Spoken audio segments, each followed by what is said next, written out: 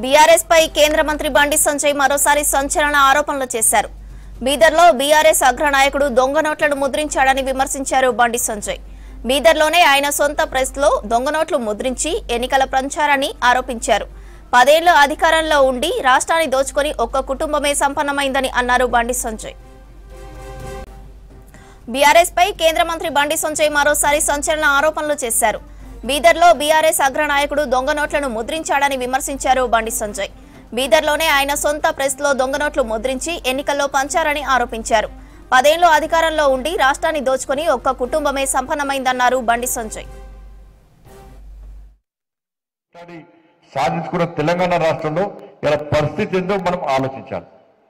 10 సంవత్సరాలు ఒక కుటుంబ పాలన, ఒక అవినీతి పాలన, ఒక మూర్ఖత్వ పాలనతో తెలంగాణ మొత్తం సర్వనాశనం అయిపోయింది. ధనిక రాష్ట్రం అప్పుల పాలైంది, కానీ ఒక కుటుంబం మాత్రం ధనికులు అయిపోయారు. వాళ్ళు మామూలు పాస్పోర్ట్ దందా చేసి దొంగ నోట్ల దందా చేసే కుటుంబం ఇలా 1000 కోట్లు సంపాదించింది. అక్కడ బీదర్లా, మీ అందరికీ ఇన్నోళ్ళు చెప్పిన విషయం చెప్తారు. బీదర్లా ఇదే టీఆర్ఎస్ పార్టీ అగ్రనాయకుడికి ప్రింటింగ్ ప్రెస్ ఉండేయారా. నాకు మొన్న ఢిల్లీలో ఒక పోలీస్ ఆఫీసర్ కలిసాడు. సార్, నేను సిద్దిపేట ఎస్పీ ఉన్నప్పుడు బీదర్లో ఒక ప్రింటింగ్ ప్రెస్ ఉండే. ఆ ప్రింటింగ్ ప్రెస్ టీఆర్ఎస్ పార్టీ ఆది నాయకుడిది. మరి ఏం చేస్తారు సార్ అంటే, టీఆర్ఎస్ పార్టీ కరపత్రాలు కాదు, దొంగ నోట్లు ముద్రిస్తారట. ఆడ దొంగ నోట్లు ముద్రించే ప్రింటింగ్ ప్రెస్ బీదర్లో ఉన్నది. నేను ఆ ప్రింటింగ్ ప్రెస్ సీజ్ చేద్దామని పోయినాను. పోయేసరికి రాష్ట్రంలో నుండి ఒక ముఖ్య నాయకుడు నాకు ఫోన్ చేసి, మీకు డ్యూటీ అక్కడ లేదు, మీరు పోకండి అని చెప్పి నన్ను ఆదేశిస్తే నేను పోలేకపోయినా. అంటే దొంగ నోట్ల దంద కూడా చేశారు వీళ్ళు. ఎన్నికలప్పుడు, ఉద్యమప్పుడు, ఎన్నికలప్పుడు బీఆర్ఎస్ వాళ్ళు టీఆర్ఎస్ వాళ్ళు పంచింది అన్ని కూడా దొంగ నోట్లే. మరి ఆ నోట్లు అప్పుడు ఎట్లా వెళ్ళిన, అప్పుడు దొంగ నోట్ల మనకు తెలియదు, కొత్త వాళ్ళకు పాత. వాళ్ళం ఎక్స్పర్ట్స్, మనం అంతా ఖర్చు పెట్టిన తీసుకున్నాం, కానీ పంచిన అన్ని దొంగ నోట్లే.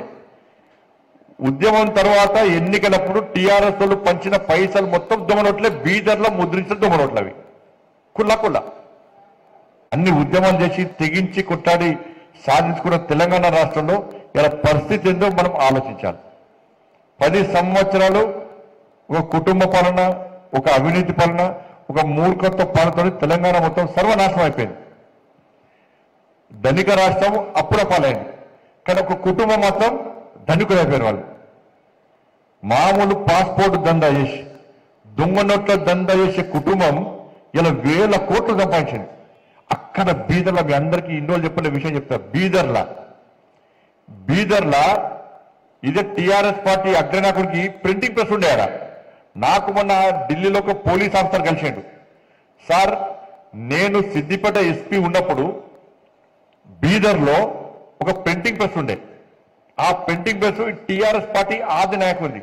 మరి ఏం చేస్తారు సార్ అంటే, టీఆర్ఎస్ పార్టీ కరపత్రాలు కాదు, దొంగ నోట్లు ముద్రిస్తారట. ఆడ దొంగ నోట్లు ముద్రించే ప్రింటింగ్ ప్రెస్ బీదర్లో ఉన్నది. నేను ఆ ప్రింటింగ్ ప్రెస్ సీజ్ చేద్దామని పోయినాను.